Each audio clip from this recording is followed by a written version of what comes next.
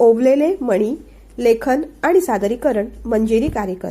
जेवण झालं तसं जान्हवी आईला म्हणाली, आई जरा खाली शतपावली करून येते. बरं, पण लवकर ये, आई म्हणाली. आई बाबा खरं तर ती खाली उतरायचीच वाट पाहत होते.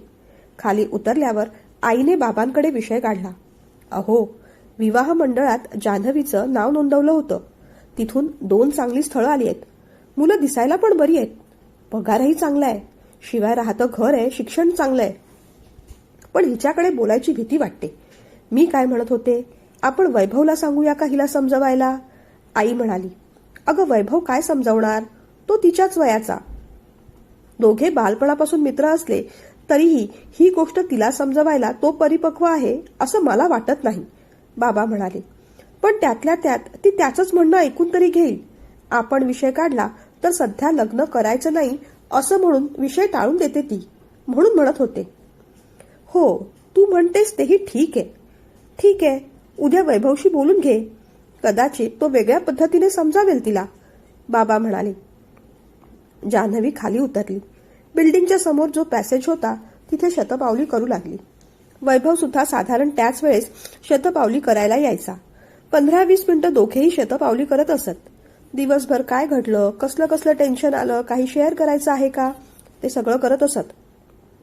आणि मग आपापल्या घरी झोपायला येत असत. ती उतरली त्यानंतर 5 मिनिटातच वैभव सुद्धा आला. काय रे, आज जेवण लेट झालं? काकीने काय मासे मटणाचा बेत केला होता की काय? तिने गमतीने विचारलं. नाही ग, आईला आज बरं नाहीये.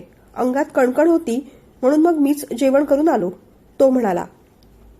अरे मग मला सांगायचं ना, मी माझ्या घरून काहीतरी पाठवलं असतं, ती म्हणाली. असं किती दिवस सांगणार? काल सुद्धा बरं नव्हतं तिला. काल खिचडीच केली होती फक्त. अलीकडे तिची तब्येत जरा नरम गरम असते. खांदे दुखतात असं म्हणत होती. डॉक्टरांनी फिजिओथेरपीची ट्रीटमेंट घ्यायला सांगितली. पण मला ऑफिसच्या धबडग्यात वेळच मिळत नाही. बाबांना सोबत जा म्हटलं तर अलीकडे त्यांचीही तब्येत ठीक नसते. तरी मी म्हटलं, 2 दिवस मी ऑफिसमधून हाफ डे येतो, तुला क्लिनिक दाखवतो, मग नंतर ऑटो करून तिथे जात जा. त्याच्यावरती काही बोलली तर नाही, उलट भलतच चाललंय काहीतरी तिचं, असं म्हणून वैभव शांत झाला. भलतच चाललंय म्हणजे नेमकं काय? आश्चर्याने जान्हवीने विचारलं. अगं, म्हणजे लग्न कर, सून आली की मी आपोआप बरी होईन, असं काहीतरी बरळत असते. आता खांदे दुखीचा त्रास हिला सून येऊन बरं करणार आहे का? उगीच काहीतरी विषय कुठेतरी जोडायचा असतो हिला, वैभव म्हणाला. तशी जान्हवी हसली. अरे पण बरोबर म्हणतायत त्या. असंही लग्नाचं वय झालंय की तुझं, ती म्हणाली. असं तुझं झालेलं नाही? त्याने उलट विचारलं. हो रे, माझंही झालंय. माझ्या घरी पण आई बाबा आडून आडून सतत काहीतरी सुचवत असतात. पण मला इतक्यात घाई करायची नाही लग्नाची. हे नवीन ऑफिस जॉईन करून फक्त 4 महिने झालेत. इथे एखादं प्रमोशन वगैरे होऊन जाऊ देत, मग बघता येईल. आणि खरं सांगू का, त्या अरेंज मॅरेजवर ना माझा जरा सुद्धा विश्वास नाही बुवा, ती म्हणाली. तसं तो आश्चर्याने पाहू लागला. मग काय मॅडम, ठरवून लव्ह मॅरेज करणार आहात का काय आपण, त्याने विचारलं. ती थोडीशी हसली. काय ग, नक्की काय चाललंय तुझ्या मनात, त्याने विचारलं. वेळ आली की सांगेन रे, ती म्हणाली. तशा त्याच्या भुवया उंचावल्या. कुणी आहे की काय, त्याने विचारलं. मग तिने डोळे मोठे केले. अजून तरी कुणीही नाही. म्हटलं ना, तसं काही असेल तर नक्कीच सांगेन आणि सगळ्यात पहिल्यांदा तुलाच सांगेन, ठीक आहे, ती म्हणाली. पण तसं कुणी नसेल तर अरेंज मॅरेज करायला काय हरकत आहे, त्याने आणखीनच खोदून खोदून विचारलं. काय माहित रे, मला आवडत नाही अरेंज मॅरेज. तो मुलगा ओळखीचा नसणार, त्याच्या घरातले ओळखीचे नसणार, त्यांचा स्वभाव आपल्याला माहितीये कुठे, काय ऍडजस्टमेंट करायच्या ते ठाऊक नाही, तिथे आपल्याला जमेल की नाही, ते लोक कसे असतील, असे अनेक प्रश्न मनात येतात. त्यापेक्षा ज्यांना आपण ओळखतो त्यांच्याशी जुळवून घेणं सोपं नाही का, तिने विचारलं. तेही बरोबर आहे. आणि आजकाल तर सगळ्याच गोष्टी एवढ्या फॉरवर्ड झाल्यात की ओळखीच्या माणसांवरच विश्वास ठेवायला भीती वाटते. तिथे अनोळखी माणसांवर कसा विश्वास ठेवायचा, असाही प्रश्न पडतो. अगं, माझ्या मामाच्या मुलाचंच नाही का, लव्ह मॅरेजच झालं होतं. पण नंतर कळलं की त्या मुलीचं आणखीन दुसरीकडे पण अफेअर चालू होतं. लग्नानंतर सुद्धा ती डेटिंग करत होती. आता अशा मुलींना किंवा अशा व्यक्तींना काय बोलायचं, तो म्हणाला. म्हणूनच डोळे उघडे ठेवून प्रेम करायचं असतं. नाहीतर मग अशी अवस्था होते. हसत हसत जान्हवी म्हणाली, तसं आपण म्हणतो ग, प्रेम करायचं असतं, पण ते ठरवून करता येत नाही ना. ते आपोआप होतं. आणि आपल्याला झालं तसं समोरच्यालाही व्हायला हवं आपल्यावर. 100त 5 जणच असे असतात, असे नशीबवान असतात की त्यांचं एकमेकांवर प्रेम असतं आणि त्यांचं प्रेम यशस्वी देखील होतं. बाकी लोकांना अरेंज मॅरेज शिवाय पर्याय नसतो, तो म्हणाला. तेही बरोबरच आहे. आपलं नशीब कुठे लिहिलेलं आहे आपल्याला काय माहीत. आपण किती ठरवलं तरी नशिबाचे पासे काहीतरी वेगळाच गेम खेळून जातात. ती हसली. बरं, ऑफिस कसं चाललंय तुझं? तिने विचारलं. कामाचं भरपूर प्रेशर असतं. आज लवकर येऊ शकलो, पण उद्यापासून थोडा लेटच होणार आहे. एक नवीन प्रोजेक्ट चालू होणार आहे, तो म्हणाला. बरं ठीक आहे, पण उद्या जर का काकींना बरं नसेल आणि काही मदत लागली तर सांग मला. मी जेवण घरून तरी पाठवीन किंवा तिथे येऊन करून जाईन, ती म्हणाली. तसं तो हसला. ओके बाय, आज खूप झोप येते मला, निघतो मी, वैभव म्हणाला. बाय, गुड नाईट म्हणत ती सुद्धा घरी निघून आली. त्या दिवशी आईबाबांनी काही विषय काढला नाही. ती मात्र रात्री आर्यमनचा विचार करतच झोपून गेली. आर्यमन तिच्या ऑफिसमध्येच HR डिपार्टमेंटमध्ये HR मॅनेजर म्हणून काम करत होता. उत्तम पर्सनॅलिटी, बोलायला सोबर, अगदी पाहता क्षणीच तिला तो आवडला होता. त्याचा स्वभाव अगदी जॉयफुल होता. सगळ्यांशीच तो मिळून मिसळून वागायचा. ऑफिसमध्ये कुणाला काहीही प्रॉब्लेम असला तर सगळेजण आर्यमनशी शेअर करायचे, त्याच्याशी बोलायचे. ऑफिसमधला लेडी स्टाफ तर त्याच्यावर फिदा होता. आर्यमनला पर्टिक्युलर असं कोणी मित्र नव्हतं किंवा मैत्रीणही नव्हती, ऑफिसमध्ये तरी नसावीच, कारण तो सगळ्यांशीच प्रत्येक वेळेस चांगलंच बोलायचा. स्पेसिफिकली असा त्याचा कुणाशी बॉन्ड नव्हता. कामानिमित्त जान्हवीला सुद्धा त्याच्याशी बऱ्याचदा बोलायला लागायचं. एखादा मुलगा इतक्या सॉफ्टली कसा काय बोलू शकतो याचं तिला फार आश्चर्य वाटायचं. त्याचं कौतुकही वाटायचं. आर्यमन आई वडिलांचा एकुलता एक मुलगा होता. आई हाऊसवाईफ, वडील बँकेतून रिटायर्ड झाले होते. तेही चांगल्या मॅनेजरियल पोस्टला होते. घरात सुबत्ता होती. ऑफिसमध्ये सुद्धा तो गाडीने यायचा. त्याच्याकडे काही काम निघालं की जान्हवीला खूप आनंद व्हायचा. असं वाटायचं तासन तास त्याच्याशी बोलत राहावं. त्याच्या गालावर हलकीशी पडणारी खळी तिला फार फार आवडायची. त्याचा एक एक शब्द अगदी मधासारखा गोड वाटायचा. बोलताना कधीच कोणती मर्यादा त्याने ओलांडली नाही. उगीच आचकट विचकट विनोद नाही. प्रमाणापेक्षा जास्त चौकशी नाही. सगळं बोलणं मोजून मापून. जेंटलमॅन असणं काय असतं हे त्याच्याकडे पाहून सांगता येईल. दुसऱ्या दिवशी त्याच्या बरोबर पुन्हा एकदा काम करायची तिला संधी मिळाली. ऑफिसची मूळ फॅक्टरी सुरतला होती. तिथे काम कसं चालतं, कोणत्या पद्धतीच्या मशिनरी आहेत हे जाणून घेण्यासाठी स्टाफची एक ऑफिशियल ट्रिप येत्या शनिवारी जाणार होती. त्यासंबंधीची सगळी व्यवस्था करण्याची जबाबदारी मॅनेजर साहेबांनी तिच्यावर आणि आर्यमनवर दिली होती. त्यामुळे लंच झाल्यानंतर ती त्याच्या केबिनमध्ये गेली. सर, आत येऊ का? तिने विचारलं. हो या ना, सुरतच्या ट्रिपबद्दल डिस्कस करायचे आपल्याला, तो म्हणाला. त्याआधी तुमच्यासाठी कॉफी मागवू की चहा? त्याने विचारलं. काहीच नको, शक्यतो चहा कॉफी काही घेत नाही मी, ती म्हणाली. काय म्हणता? मी तर चहा कॉफी व्यतिरिक्त फार काही घेतच नाही, हसत हसत तो म्हणाला. तशी तीही हसली. त्याने मग स्वतःसाठी एक मोठी ब्लॅक कॉफी मागवून घेतली. मग तिने तिच्याकडचा सगळा डेटा त्याला दाखवला. अगदी शांतपूर्वक मन लावून तो डेटा पाहत होता, ऐकत होता. माझं सगळंच काम हलकं केलं तुम्ही, तो म्हणाला. तसं काही नाही सर, जेवढं माझ्याच्याने शक्य झालं तेवढं काम मी पूर्ण करून आणलंय, ती हसून म्हणाली. पण तुम्ही येणार आहात ना ट्रिपला? त्याने विचारलं. माझं नक्की नाही सर, त्या दिवशी मला जरा नातेवाईकांकडे जायचंय, मुद्दामूनच ती म्हणाली. त्याने आपल्याला आग्रह करावा किंवा निदान कारण तरी विचारावं असं तिला वाटत होतं. ओ आय सी, असू शकतं. आपली पर्सनल कारणं सुद्धा तेवढीच महत्वाची असतात. तो असं म्हणाल्यावर मात्र तिचा हिरमोड झाला. आणि आता मोठं टेन्शन आलं की शनिवारी आपण जायचं कसं? जर आपण गेलो तर आत्ता बोलेलं खोटं उघडं पडणार होतं. ती त्याचाच विचार करत राहिली. काय झालं मिस जान्हवी? त्याने विचारलं. काही नाही सर, असं म्हणत तिने पुढचा डेटा दाखवला. काम पुढे सुरू ठेवलं. ठीक आहे, ही फाईल सध्या मी माझ्याकडे ठेवतो, चेक करतो आणि मग कळवतो तुम्हाला, तो म्हणाला. तशी ती उठली. केबिनमधून बाहेर पडणार तेवढ्यात तो म्हणाला. शनिवारी नातेवाईकांकडे जाणं पोस्टपोन करता येणार नाही का? त्याचं बोलणं ऐकून तिने गरकन मागे मान वळवली आणि छान हसली. येईल ना, नक्की येईल सर, हसत हसत ती म्हणाली. मग लिस्टमध्ये तुमचं नाव ॲड करू ना, त्याने विचारलं. ती थोडीशी लाजली, मानेनेच हो असं सांगितलं आणि बाहेर पडली. ती अगदी खुशीत होती. दुपारी जान्हवीच्या आईने वैभवला ऑफिसमध्ये फोन केला.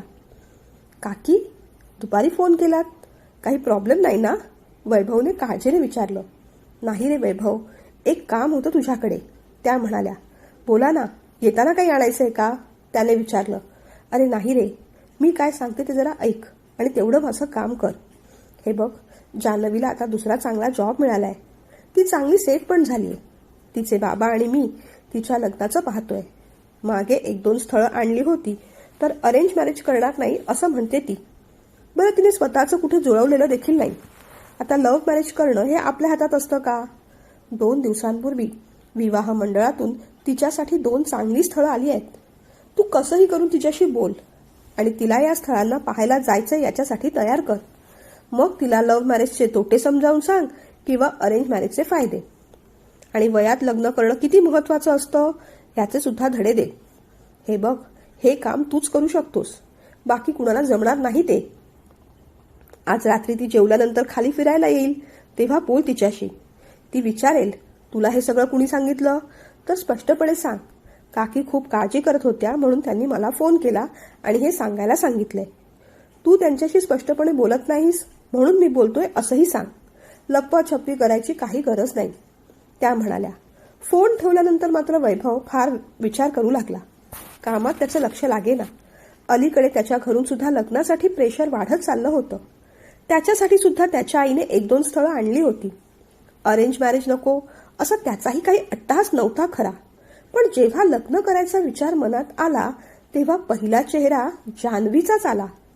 खरं तर जान्हवी त्याची बालमैत्रीण, पण अचानक त्या मैत्रीच्या पुढची फिलिंग त्याला वाटू लागली. तिचं बोलणं आवडू लागलं. तिच्याबरोबर सगळं शेअर करावंसं वाटू लागलं. मुख्य म्हणजे लग्नासाठी दुसरा कोणता चेहरा समोर येतच नव्हता. असं वाटत होतं जान्हवीच आपली लाईफ पार्टनर व्हायला हवी. आईने लग्नाचा विषय काढला तेव्हा दुसरी कोणी मुलगी आपल्या आयुष्यात येईल असा विचार करणंच त्याला जड जड वाटू लागलं. तेव्हा कळलं की आपण जान्हवीवर आपल्या नकळत प्रेम करू लागलोय, पण तिला तसं सांगण्याची हिंमत होत नव्हती. ती काय विचार करेल असं वाटत राहिलं. तिने उगीच गैरसमज करून घ्यायला नकोत, नाहीतर मैत्री सुद्धा तुटून जाईल अशी भीती त्याला वाटू लागली. पण काल तिचे विचार ऐकले. तिला अरेंज मॅरेज करायचं नाही, लव्ह मॅरेज करायचंय. पण तसं तिचं कुठे जुळलेलं नाही, आणि असतं तर तिने पहिल्यांदा आपल्यालाच सांगितलं असतं. तसंच तर काल म्हणाली ती. मग आपण विचारायला काय हरकत आहे?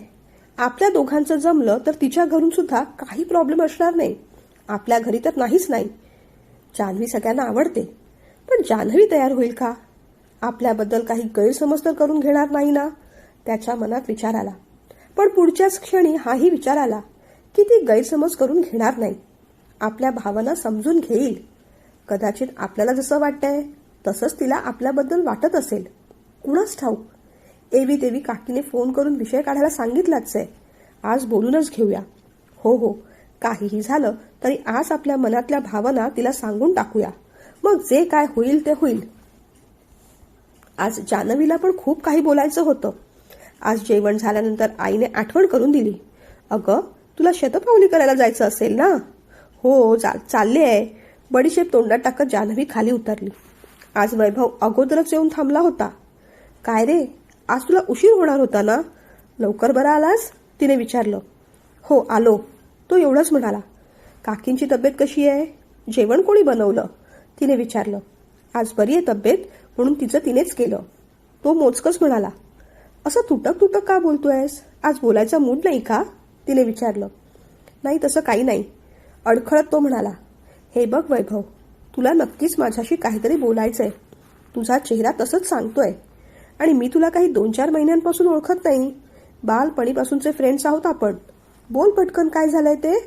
ती म्हणाली. हो, बरोबर ओळखलंस तू जान्हवी. खरंच मला खूप काही बोलायचंय तुझ्याशी. एवढं म्हणून तो शांत झाला. तीही पाहू लागली. पुढे मग त्यानेच बोलायला सुरुवात केली. आज ऑफिसमध्ये तुझ्या आईचा फोन आला होता. तो असं म्हणताच ती आश्चर्याने पाहू लागली. माझ्या आईचा फोन तुला? का? तुझ्यासाठी 2 चांगली स्थळं आणली असं म्हणत होत्या.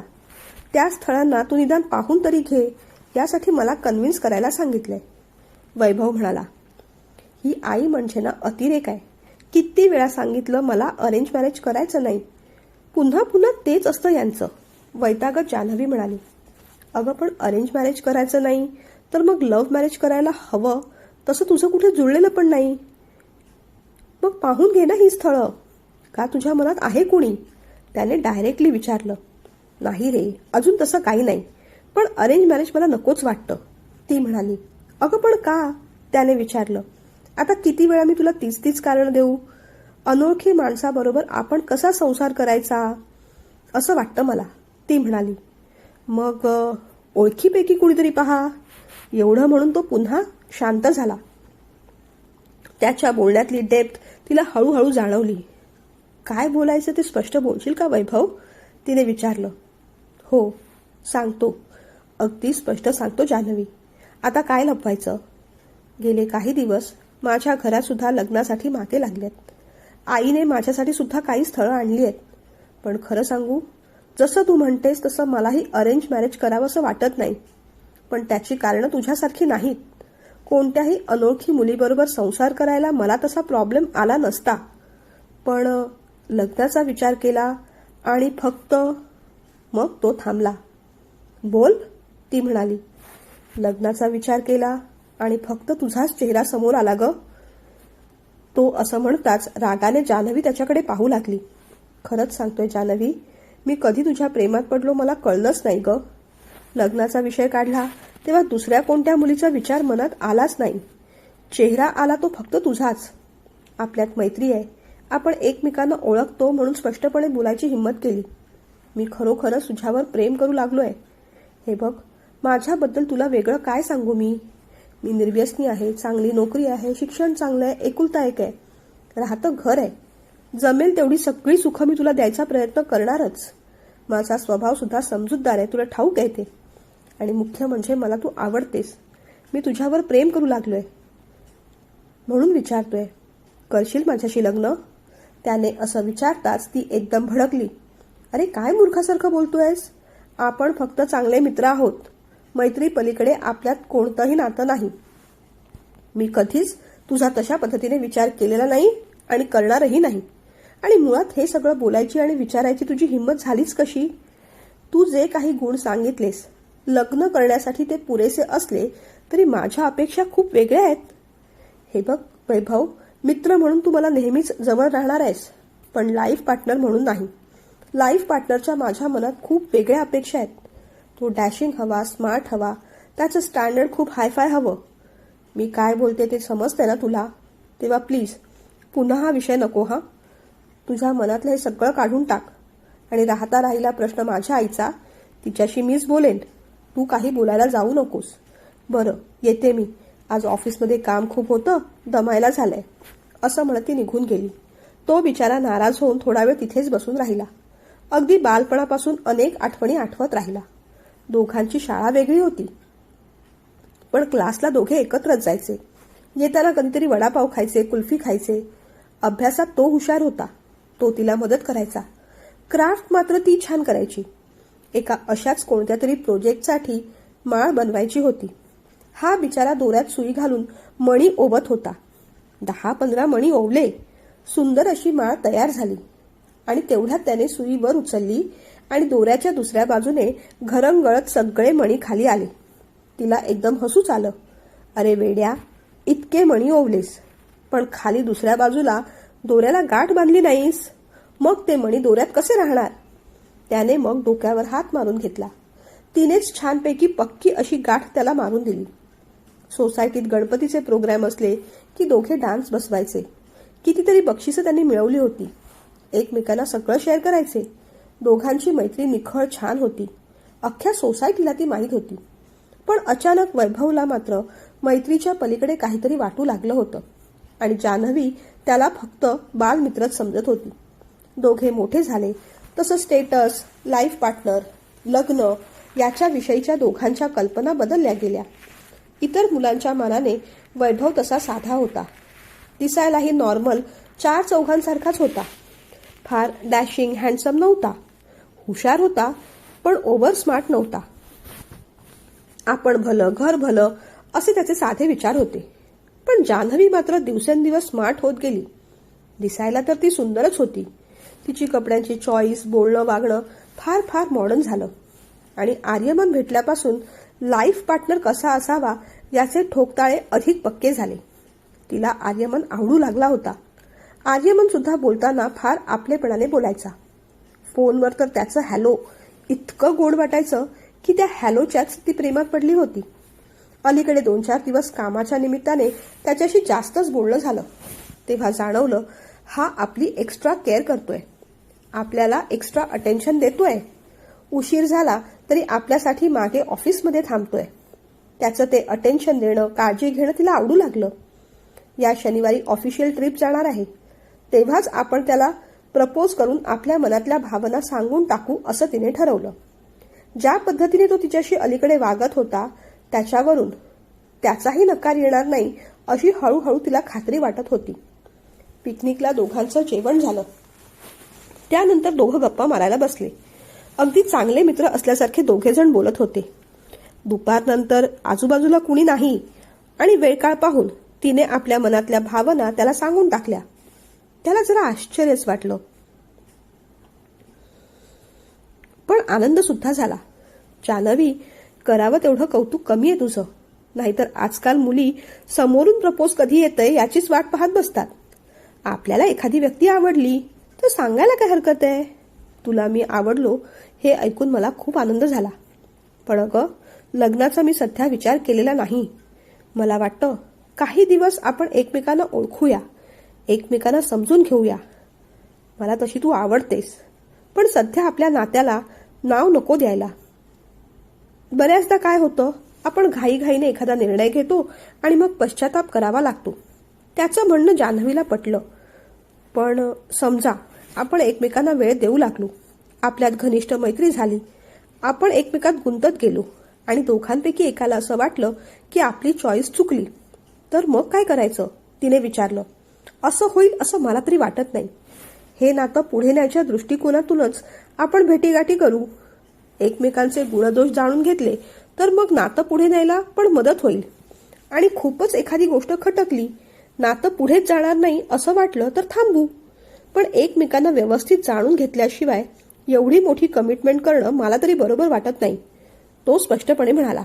तशी ती हसली. तुझं म्हणणं बरोबर आहे.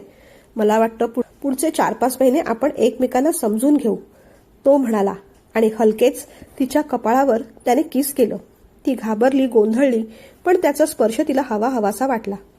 आता एकमेकांबद्दल अधिक जाणून घ्यायचं म्हटल्यावर थोडीफार जवळीक करावीच लागेल ना, तो म्हणाला. ती हसली. चल, आपण आपल्या ग्रुपकडे जाऊ, नाहीतर हे दोघे कुठे गेले असं म्हणत सगळा स्टाफच इथे शोधायला येईल, ती म्हणाली आणि उठली. पिकनिकवरून घरी आल्यापासून ती अगदीच मोहरल्यासारखी होती. जेवणात लक्ष लागत नव्हतं. आईबाबांशी बोलायला फुरसत नव्हती. तिला फक्त आर्यमन आणि त्याचा तो हवाहवासा वाटणारा स्पर्श आठवत होता. जान्हवीच्या आईने वैभवला पुन्हा एकदा फोन करून काय झालं ते विचारलं. यावेळेस वैभव स्पष्टपणे म्हणाला, काकी, मी तिच्याशी बोललो, पण तिला अरेंज मॅरेज करायचं नाही. तिचं म्हणणं अगदी ठाम आहे. ती माझं काहीही ऐकून घ्यायला तयार नाही. मग त्यांनी सुद्धा पुढे विषय वाढवला नाही. त्यानंतर रोजच तिला ऑफिसमधून यायला वेळ होऊ लागला. ऑफिसमध्ये काम वाढलंय, नवीन प्रोजेक्ट आहे अशी कारणं सांगून ती आर्यमन बरोबर बाहेर जाऊ लागली. एकमेकांबरोबर दोघं वेळ स्पेंड करू लागले. साहजिकच दोघांमध्ये जवळीक वाढली. अलीकडे ती वैभवला सुद्धा फार भेटत नसे. कितीतरी दिवसांनी त्या दिवशी ती शतपावली करायला खाली आली तेव्हा वैभव भेटला. आपण तिला लग्नाबद्दल विचारलं म्हणून ती आपल्यावर रागावली की काय असं वैभवला वाटत होतं. पण छे, तिचं कारण वेगळं होतं. ती तिच्या आणि आर्यमनच्या विश्वातच रमली होती. वैभवचं बोलणं तिने केव्हाच मनातून काढून टाकलं होतं.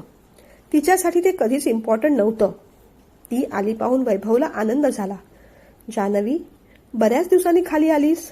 खरं तर मला तुला सॉरीच म्हणायचं होतं, तो म्हणाला. तशी ती आश्चर्याने पाहू लागली. सॉरी कशाबद्दल, तिने विचारलं. एवढी चांगली मैत्री असताना मी उगीच लग्नाचा विषय काढला म्हणून. तो पुढे काही बोलणार त्याआधीच ती म्हणाली, अच्छा ते होय, ते मी कधीच मनातून काढून टाकलं. आणि खरं सांगू, मी आता अगदी सुंदर स्वप्नांच्या जगात वावरते सध्या. ते ऐकून तो आश्चर्याने पाहू लागला. हो वैभव, खरं तर तुला सांगायचंच होतं, पण अजून माझंच नक्की ठरलं नव्हतं. अरे, मी एका मुलाच्या प्रेमात आहे आणि तोही माझ्या. लवकरच आम्ही लग्न बंधनात अडकणार आहोत. मुलगा माझ्या ऑफिसमधलाच आहे, आर्यमान देशमाने, HR मॅनेजर आहे. ते ऐकून वैभवला थोडासा धक्का बसला. आतून तुटल्यासारखं पण झालं, पण तिच्यासाठी स्वाभाविकच आनंद वाटला. अरे वा, कॉंग्रॅच्युलेशन्स, तो म्हणाला. कधी ठरलं, त्याने विचारलं. फार दिवस झाले नाहीत, अलीकडेच, पण सध्या आम्ही एकमेकांना समजून घेण्यासाठी वेळ देतोय. अजून नात्यात तरी कोणतीही कमिटमेंट केलेली नाही, म्हणून घरी सांगितलेलं नाही. थांब, मी तुला फोटो दाखवते त्याचा, असं म्हणत तिने पिकनिकचे 1-2 फोटो दाखवले. फोटो पाहून वैभवला फार आवडलं नाही ते. एवढ्या वर्षात एवढी चांगली मैत्री असून सुद्धा आपण कधीही अशा पद्धतीने जान्हवीशी जवळीक केली नाही. आणि काही दिवसातच याने तिच्या खांद्यावर हात टाकला. खरं तर त्याला जलसी फील झाली नव्हती, पण तिची काळजी मात्र वाटू लागली होती. ज्या पद्धतीने खांद्यावर हात टाकून त्याने तिला आवडलं होतं, ते फोटो त्याला आवडले नव्हते. आर्यमन त्याला बरोबर वाटला नाही. तो फार निगेटिव्ह बोलला नाही, पण त्याने विचारलं, आर्यमनला तू किती दिवसांपासून ओळखतेस? तशी ओळख ऑफिसमध्ये लागल्यापासूनच आहे, पण मैत्री अलीकडेच झाली, जान्हवी म्हणाली. गळ्यात खांद्यावर हात टाकण्या एवढी मैत्री आणि जवळीक झाली तुमची? त्याने असं विचारताच तिने रागाने पाहिलं. कोणत्या जमान्यात राहतोस तू? आमच्यात मैत्रीच्या पलीकडे नाते आहे. लवकरच आम्ही बंधनात अडकणार आहोत, ती म्हणाली. सॉरी, मला तुला ऑफेंड करायचं नव्हतं जान्हवी, पण बऱ्याचदा ना आपण माणसं ओळखायला चुकतो. तुला त्याच्याबद्दल सगळी माहिती आहे ना? त्याने विचारलं. ऑफकोर्स आहे. तो स्वभावाने छान आहे, दिसायला छान आहे, हँडसम आहे, त्याचं बोलणं प्रभावी आहे. पिकनिकमध्ये सुद्धा तो माझी किती काळजी घेत होता. मला तरी फार केअरिंग वाटतो तो. अगदी आयडियल लाईफ पार्टनर वाटतो, ती म्हणाली. जान्हवी, वाईट वाटून घेऊ नकोस, पण वाटणं आणि खरोखर असणं यामध्ये खूप फरक असतो. आर्यमनच्या बाबतीत तू हॅलो इफेक्टच्या आहारी गेलीस की काय, असंच आता मला वाटू लागलंय. त्याचं ते भलं मोठं लेक्चर आणि भले मोठे शब्द ऐकून जान्हवीच्या कपाळावर आठ्या पडल्या. अरे बापरे, कोणत्या सायकोलॉजीच्या गोष्टी तू सांगत बसलायस? तिने वैतागत विचारलं. नाही ग, मोठी सायकोलॉजी नाही ही, फार मोठी थिअरी सुद्धा नाही. फक्त तू कोणत्याही ट्रॅपमध्ये अडकू नयेस म्हणून वॉर्निंग देतोय. प्रथम दर्शनी आपण एखाद्या माणसाला भेटतो, पाहतो आणि मग त्याच्या एखाद्या चांगल्या गुणांसाठी आपण त्याच्याभोवती एक वलय निर्माण करतो. आणि या वलयाचा पूर्वग्रह म्हणजे हॅलो इफेक्ट. एखादी व्यक्ती चांगली बोलते, दिसते, म्हणजे ती सद्गुणांचा पुतळाच आहे असं आपलं मन मानू लागतं. त्याच्याकडे नसलेल्या गुणांचं अस्तित्व आपण मानू लागतो. त्याच्याकडे नसलेले गुण आपण त्याला आपल्या मनानेच प्रदान करून टाकतो. तुझ्या बाबतीत तरी हे असं होऊ नये असं मला मनापासून वाटतं, तो म्हणाला. अरे गप्रे, रियालिटी खूप वेगळी असते. असं काहीही नसतं. एखादी व्यक्ती आपल्या सहवासात येते, आपण तिच्याशी बोलतो, तिच्याबद्दल आपल्याला आपुलकी वाटू लागते, ती आपल्याला आवडू लागते. त्यात काय चुकीचं आहे? लव्ह मॅरेजमध्ये एवढा तरी स्कोप असतो, अरेंज मॅरेजमध्ये तेवढाही नाही, ती म्हणाली. नाही ग जान्हवी, इथे लव्ह मॅरेज किंवा अरेंज मॅरेजचा प्रश्नच नाही. माझं म्हणणं फक्त एवढंच आहे की कोणत्याही व्यक्तीला फक्त त्याच्या एका गुणावरून, मुख्यत्वे त्याच्या बोलण्या किंवा दिसण्यावरून आदर्शाचा पुतळा बनवू नये. त्याच्याकडे जे गुण आहेत ते डोळसपणे पाहावेतच, पण त्या गुणांच्या आधारे त्याच्याकडे नसलेल्या गुणांना आपल्या मनानेच भरमसाठ टक्केवारी देऊन प्रदान करू नये असं मला वाटतं. बऱ्याचदा हीच गोष्ट आपल्या सबकॉन्शियस माइंडला भुलवते. अगं बघ ना, कितीतरी वेळा ॲडव्हर्टाइजमेंटमध्ये एखादी हिरोईन एखाद्या चॉकलेटची, आईस्क्रीमची किंवा साबणाची जाहिरात करते. खरंच ते चॉकलेट, साबण किंवा आईस्क्रीम याचा खरेपणा, खोटेपणा न पडताळताच त्या हिरोईनच्या इम्प्रेशनला भुलून आपण त्या गोष्टी घेतो. म्हणूनच तर लाखो करोडो रुपये देऊन क्रिकेटर, हिरो, हिरोईन यांना जाहिराती करायला सांगितलं जातं. अख्खा सिनेमा जाहिरात क्षेत्र या हॅलो इफेक्टवरच बेस्ड आहे. हा इफेक्ट आपल्या मनाशी ट्रिक करतो, त्याला फसवतो, पण दुर्दैवाने आपल्याला ते कळत नाही. म्हणूनच माणसं पाहताना ओळखताना आपण थोडं जागृत राहिलं पाहिजे. तू आर्यमनच्या नात्यात पुढे जायला काही हरकत नाही. इनफॅक्ट तू जावं की जाऊ नये हा तुझा वैयक्तिक प्रश्न आहे. फक्त त्यामधल्या धोक्यांची मी तुला जाणीव करून देतोय.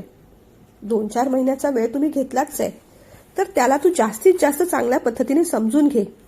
मनात कोणतेही चांगले किंवा वाईट पूर्वग्रह न ठेवता अगदी परखडपणे लाईफ पार्टनर म्हणून तो योग्य आहे का हे पाहून घे. बाकी तू समजूतदार आहेस, माझ्यापेक्षाही हुशार आहेस. नात्याच्या धाग्यात सहवासाच्या सुईने प्रेम, मैत्री, आदर, विश्वास, कमिटमेंट असे तुझ्याकडचे अनेक मणी तू गुंफत राहशील, पण समोरून मात्र निष्ठा किंवा ज्याला आपण इंटिग्रिटी म्हणतो त्याची त्याने गाठ बांधली नसेल तर सगळेच मणी घरंगळून खाली येतील. आणि तेव्हा तुझ्या इतकंच मलाही वाईट वाटेल.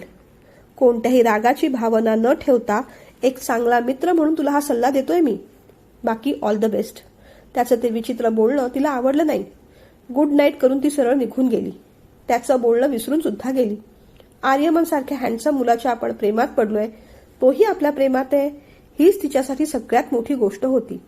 वैभवला तिची काळजी वाटत असली तरी आता ती त्याचं बोलणं ऐकण्याच्या मनस्थितीत उरली नव्हती. मित्र म्हणून ज्या काही गोष्टी तो सांगू शकत होता त्या त्याने सांगितल्या होत्या. बाकी पुढे काय निर्णय घ्यायचं हे तिलाच ठरवायचं होतं. अर्थात आयुष्य तिचं होतं. इतर कुणाचा इंटरफिअरन्स तिला आवडत सुद्धा नव्हता. आपल्यासाठी नकारच आहे हे वैभवला आता कळून चुकलं होतं. आणि त्याने जान्हवीचा विचार सोडून दिला. नात्यातल्या एका ओळखीच्या मुलीशी त्याचा साखरपुडा झाला, लग्न झालं. स्वाती दिसायला जान्हवी एवढी सुंदर नव्हती. शांत होती, संयमी होती. प्रायमरी स्कूलमध्ये ती टीचर होती. तिने नोकरी करावी असा कुणाचाच आग्रह नव्हता. वैभव स्वतः चांगलं कमवत होता, त्यामुळे तिला आवडेल ते काम तिने करावं असं त्याने अगोदरच सांगून टाकलं होतं. पण मुलांची आवड होती, शिकवायला आवडत होतं, म्हणून आपली नोकरी आपण पुढे करणार आहोत असं तिने म्हटलं. वैभवचं लग्न झालं. जान्हवीला सुद्धा आनंद झाला. आपल्या बालमित्राला त्याची लाईफ पार्टनर मिळाली म्हणून जान्हवी सुद्धा आनंदात होती. तिला आता तिच्या नात्याची घाई लागली होती. रोज संध्याकाळी आर्यमन बरोबर ती फिरायला जात होती, पण आता त्या फिरण्याचं नाविन्य मात्र संपलं होतं. तिला आता कमिटमेंट हवी होती. संध्याकाळी भेटायला गेल्यानंतर सुद्धा आर्यमन बराच बिझी असायचा. त्याला सतत कुणाचे ना कुणाचे तरी फोन येतच राहायचे. फोनवर कुणाशी तरी तो चिडचिड करायचा, काहीतरी फायनान्स संबंधित गप्पा व्हायच्या. कधी बाजूला जाऊन हळू आवाजात बोलत राहायचा. एकदा तर ते दोघं हॉटेलमध्ये बसले असताना एक मुलगी त्याला भेटली. ती फार चिडली होती, रागावली होती. आर्यमन, मला तुझ्याशी बोलायचंय असं म्हणत होती. ते सगळं पाहून जान्हवीला आश्चर्य वाटलं, धक्का बसला. आर्यमन हात पकडूनच त्या मुलीला बाजूला घेऊन गेला.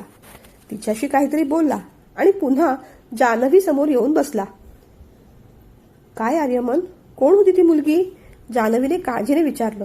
अगं काय सांगणार, मी पूर्वीच्या ऑफिसमध्ये काम करत होतो ना, तिथे तीही काम करायची. माझ्या हात धुवून मागे लागली होती. थोडी सायकोच आहे. तिला किती वेळा सांगितलं मला तिच्यात अजिबात इंटरेस्ट नाही, तरी सतत मला फोन करायची, भेटायची, माझ्याशी लग्न कर असं म्हणायची. शेवटी कंटाळून मी तिचा नंबर ब्लॉक करून टाकला आणि आज अशी समोर भेटली अचानक, म्हणून आली होती बोलायला. मला इमोशनल ब्लॅकमेल करायला पाहत होती. मी तिला स्पष्ट सांगितलं, तुला काय पाहिजे ते कर, आय डोंट केअर. तो निश्चिंत होता, पण त्या दिवशी जान्हवी मात्र थोडी घाबरली. तिचा हात हातात घेत आर्यमन म्हणाला, माझ्यावर विश्वास आहे ना तुझा? हो रे आहे, पण आता घरून सुद्धा प्रेशर येऊ लागले. आपण लग्न कधी करूया? घरी सुद्धा सांगायला हवं ना, ती म्हणाली. हो करूया, 1-2 दिवसात मी माझ्या घरी बोलतो, मग तू तुझ्या घरी सांगून टाक. आपण लवकरच लग्न करू. ऐकून तिला आनंद झाला. आर्यमनने खरोखरच त्याच्या घरी सांगितलं आणि मग जान्हवीने सुद्धा आर्यमनबद्दल घरी सांगितलं. आई बाबांना तेवढं पसंत पडलं नाही, कारण त्या मुलाबद्दल जान्हवीकडे तशी फार माहिती नव्हतीच. फक्त दोघं एकमेकांना ओळखतायत, ऑफिसमध्ये काम करतायत, स्वभावाने चांगला आहे अशी ढोबळ माहिती तिने दिली होती. मला ह्याच्याबरोबरच लग्न करायचंय असा तिचा निर्णय मात्र ठाम होता. आई बाबा आर्यमनच्या घरी जाऊन आले. घर तसं मोठं होतं. शिवाय जान्हवी पण मागे लागली होती. मी इतर कुणाशी लग्न करणार नाही, मला आर्यमनशीच लग्न करायचं आहे. तिचा हट्ट कायमच होता. त्यामुळे आईबाबांनी आर्यमनशी तिचं लग्न लावून दिलं. त्या लोकांची काही अट नव्हती तशी, पण मुलीला दागिने भरपूर घाला आणि लग्नाचा खर्च तुम्हीच उचला असं त्याच्या आईने स्पष्ट सांगितलं होतं. खरं तर त्यांचं हे बोलणं जान्हवीच्या आईबाबांना आवडलं नव्हतं, पण एकुलती एक मुलगी, त्यामुळे तिच्यासाठी ते सगळं चांगलंच करणार होते. तिच्या हट्टासाठी लग्न लावून दिलं आणि जान्हवी आर्यमनच्या घरी आली. हनीमूनवरून जाऊन आल्यानंतर दोघेही ऑफिसला जॉईन झाले. 4-5 दिवस झाले असतील नसतील, संध्याकाळी काही लोक अचानकच घरी आले. आर्यमनचे बाबा त्यांच्याशी हुज्जत घालत होते. जान्हवी ते सगळं पाहत होती. आर्यमन सुद्धा पुढे झाला. अरेरावीची भाषा वापरू लागला. जान्हवीला थोडा अंदाज आला की आर्यमनच्या बाबांनी ह्या लोकांकडून कर्ज घेतले, त्याचीच वसुली ते करायला आलेले आहेत. जान्हवीला फार धक्का बसला. रात्री तिने आर्यमनला विचारलं, पण त्याने सगळी उत्तरं उडवाउडवीची दिली. अलीकडे दोघेही ऑफिसमधून तर एकत्र घरी येत असत, पण त्यानंतर आर्यमन कुठेतरी बाहेर पुन्हा फिरायला जायचा. मित्राकडे पार्टी आहे, आज दुसरं काम आहे असं सांगून तो रात्री घरी यायचा. 1-2दा तर हेवी ड्रिंक करून आला होता. त्याचं वागणं सुद्धा आता बऱ्यापैकी रफ झालं होतं. जान्हवीला त्याच्या वागण्याचा हळूहळू संशय येऊ लागला. एकदा सहज म्हणून त्याचा फोन अनलॉक झाला आणि जान्हवीने तो पाहिला. त्यात तिला बऱ्याच मुलींचे चित्रविचित्र फोटो दिसले. तिला जबर धक्का बसला. जान्हवी आपला फोन आपल्या नकळत पाहतेय हे आर्यमनने पाहिलं आणि त्याच्या अंगाचा तीळपापड झाला. त्याने फोन खेचला आणि तिला बेडवर जोरात ढकलून दिलं. बेडचं टोक तिच्या कपाळाला लागलं आणि रक्त वाहू लागलं. आर्यमनने तिच्याकडे ढुंकून सुद्धा पाहिलं नाही. ती रडत राहिली, पण त्याला काहीच फरक पडला नाही. सासू सासऱ्यांशी बोलायची सोय नव्हती. सासूबाई सतत पार्ट्या आणि सासरे क्लबमध्ये. आता आर्यमनचं वागणं तिला सहन होत नव्हतं. रोज त्याचा त्रास होत होता. शेवटी मग तिने घर सोडायचा निर्णय घेतला. तिने कपाटातले आपले कपडे काढले आणि दागिने घेण्यासाठी लॉकर उघडून पाहिलं. पाहते तर काय, एकही दागिना तिथे नव्हता. पुन्हा एकदा तिला धक्का बसला. तिने आर्यमनला विचारलं, तुझ्या कोणत्याही प्रश्नाला उत्तर द्यायला मी बांधील नाही असं तो निर्लज्जपणे म्हणाला. या घरात आपली काहीच किंमत नाही हे त्या क्षणी जान्हवीला कळून चुकलं आणि तिने घर सोडलं. ती अचानक आलेली पाहून आई बाबांना पण धक्का बसला. याआधी तर सगळं ठीक चाललंय, बरं चाललंय असंच ती फोनवर सांगत होती.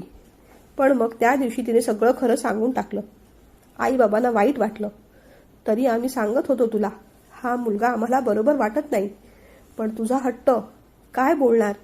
बाबा नाराज झाले. आता पुढे काय करायचं हा प्रश्न होता. 2-4 दिवस गेल्यानंतर त्यांनी जान्हवीला विचारलं, या नात्याबद्दल काय ठरवलंयस तू. ती आता काय ठरवणार होती. डिवोर्स शिवाय तिच्याकडे दुसरा पर्यायच नव्हता. तिचा निर्णय झाला होता. आपण सगळं गमावून बसलोय हे तिला समजलं. आपल्या मूर्खपणाचा पश्चाताप होत होता. प्रेमात ती आंधळी झाली होती. डोळ्यांवर जणू पडदा पडला होता. ती माहेरी येऊन 10-15 दिवस झाले. वैभवला ती गोष्ट कळली. जान्हवीच्या आईनेच फोन करून त्याला सगळं खरं सांगून टाकलं. त्याला खूप वाईट वाटलं. त्या दिवशी त्याने जान्हवीला फोन केला. शतपावली करायला ये असं सांगितलं. ती सुद्धा आल्या दिवसापासून बाहेर पडलीच नव्हती. मनात खूप काही साचलं होतं. वैभवला सारं सांगावंसं वाटत होतं. जेवण झाल्यानंतर ती शतपावली करायला गेली. वैभव तिची वाट पाहतच होता. त्याला पाहून तिला रडू कोसळलं. वैभव, तू बोलत होतास ते अगदी बरोबर होतं. माझ्याकडे असलेले नसलेले सगळे मौल्यवान मणी मी आमच्या नात्याच्या धाग्यात ओवून टाकले, पण त्या धाग्याच्या त्या पलीकडे निष्ठेची, इंटिग्रिटीची गाठ त्याने बांधलीच नव्हती रे. ती बांधली आहे की नाही हे मी पाहिलं सुद्धा नाही. आणि बघ, अगदी तू म्हणालास तसंच मी ओवलेले सगळे मणी घरंगळून खाली पडले, इकडे तिकडे विखुरले. ते मला वेचताही आले नाही रे. तू ज्या हॅलो इफेक्टबद्दल बोलत होतास, आर्यमन सारख्या नीच माणसाच्या बाबतीत ते अगदीच बरोबर होतं.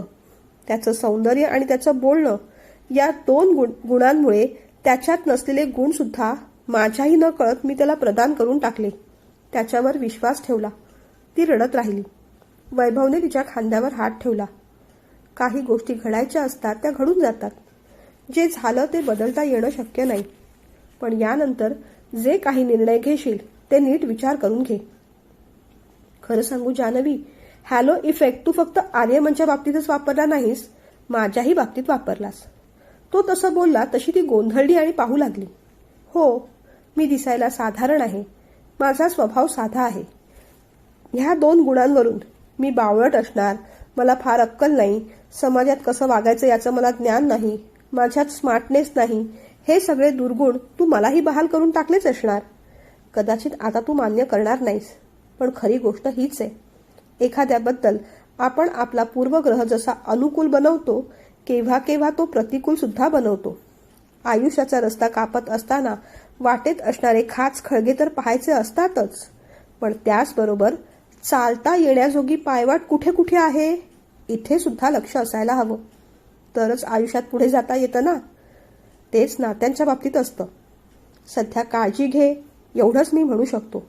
तो तसं म्हणाला तोच कुणीतरी मागून हाक मारली. वैभव. मग दोघांनीही मागे वळून पाहिलं. वैभवची बायको स्वाती होती. अरे चल ना, आपल्याला आईस्क्रीम खायला जायचंय ना. हो आलोच, असं म्हणत तो उठला आणि मागे आला. स्वातीने त्याचा हात धरला, त्याच्याबरोबर बाईकवर बसली आणि जान्हवीच्या समोरून ते दोघेजण निघून गेले. त्या क्षणी तिला स्वातीचा हेवा वाटला, कारण स्वातीने ओवलेले मणी मात्र घरंगळून पडणार नव्हते. निष्ठेची आणि इंटिग्रिटीची गाठ वैभवने अगदी नात्यात घट्ट बांधली होती.